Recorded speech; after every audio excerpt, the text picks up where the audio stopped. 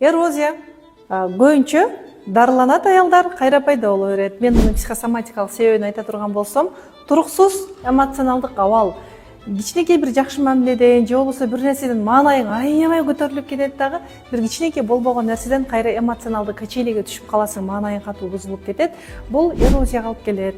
Дарылана бергиле, гимнастика жасагыла жана эмоционалдык абалыңарды түшүнгүлө, эрозия кетет. Жалпы киста, миома, аденомиоз, грыжа, муун оорулары, цистит, сахарный диабет, азыр эстеген ооруларды айтып атам, мигрен, баш оору, тынымсыз, остеохондроз, бүкүрөйүп калуу, вальгус, буттагы, протрузия деги койчу кандай оору болбосун, бул ички үн, айтылбай аткан сезим, сыртка чыкпай аткан ачуу, ыза, кайгы, ичтеги көз жаш, мунун баары кетет. Болгону өмүрдүн эмнеге берилгенин түшүнүп, ичтеги оор нерсени чыгарсак, мен методикаларым менен бөлүшөм. Чындап эле жардам болот. Айгасыз мен ишенимдүү айта алам, айымдар жаркырап жашайлы.